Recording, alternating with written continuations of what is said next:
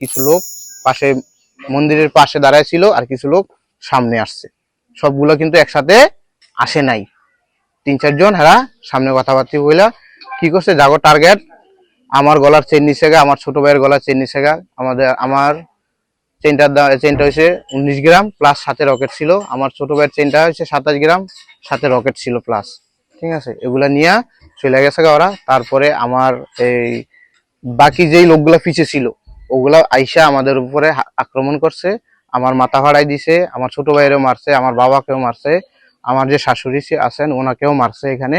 তো মারধর করার পরে ওনারা এগুলা এদিক থেকে নিয়ে চলে গেছে। বিয়ে উপলক্ষে আমাদের কাছে 1 লাখ টাকা চাঁদা দাবি করছে আরমান।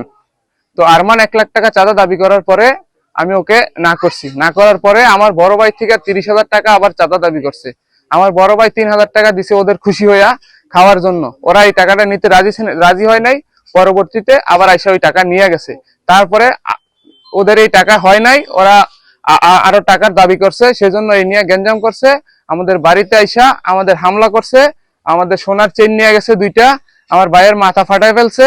তারপরে আমাদের বাড়ির মেহমান আসছে, মেহমানের উপর হাত তুলছে, ওনার মাথা ফাটাই ফেলছে এই যে চোখে বাম পাশে। তারপরে আমাদের মনে করেন যে আরো গ্রামের মহিলারা তারা লাস্টে হইচই শূন্য আসছে, আসার পরে ওনাদের উপর হামলা করছে। ওরা এই যে অস্ত্র টস্ত্র নিয়ে আইছিল, লাঠি বেন্দা নিয়ে আইছিল, এগুলো এখানে আছে।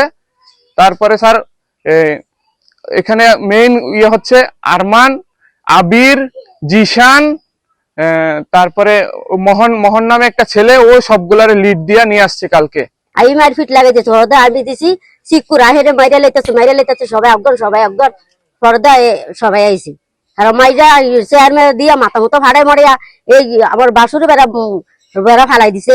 হরদা এই যে জলমল ডাইলা মাইলা বেড়া ঠিক করছে, এই মারপিটি কথা সবকিছু লইয়া ফালাই দৌড় দিছে। ভিকটিমের কাকা আমার ফোন দিছে, আমার হচ্ছে খালাতো ভাই রঙ্গলাল বলছে তুমি কই, আমি বাজার কর, তাড়াতাড়ি বাড়িতে আস, আমার বাতি যাবো মাথা মতো ফাটাই লাইছে, তুমি তাড়াতাড়ি বাড়িতে আসো। আসলাম, আসার পরে আমাদের এলাকার যে মেম্বার আপনার এই বর্তমান যে এই সভাপতি সেক্রেটারি মঞ্জুর আলম স্বপন ফোন দিলাম, ফোন দেওয়ার পর বললো যে ঠিক আছে আমরা আসতে আসছি। তারপর দিদার, স্বপন, তারপর জুলাস সবাই আসতে 20-30 জন লোক আসলে। আসার পরে চাইবে যে এই ঘটনা ওরা মাইরা অগ ফাটাই ফুটে দিয়ে গেছে, চেয়ার ভাঙছে, সাথে সাথে পুলিশ আরো বিভিন্ন লোকজন এখানে আসছে। একটুকে আমরা জানি আর কি, আমরা এটা সুষ্ঠু বিচার চাই। গতকাল যে ন্যাক্কারজনক ঘটনা ঘটছে, আমরা শোনার সাথে সাথে, যেহেতু তারাবির টাইম, আমরা শোনার সাথে সাথে চলে আসছি।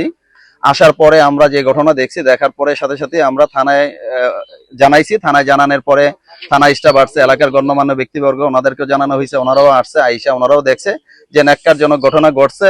সেটা রায়েরকান্দি গ্রামে কোনোদিনই হয় নাই এই ন্যাক্কারজনক ঘটনা। আমরা এটার সুষ্ঠু তদন্তের মাধ্যমে, ঠিক আছে, আপনাদের মাধ্যমে এটার সুষ্ঠু বিচার চাই, যাতে এই ধরনের পুনরায় আর কোনো ঘটনা না হয়।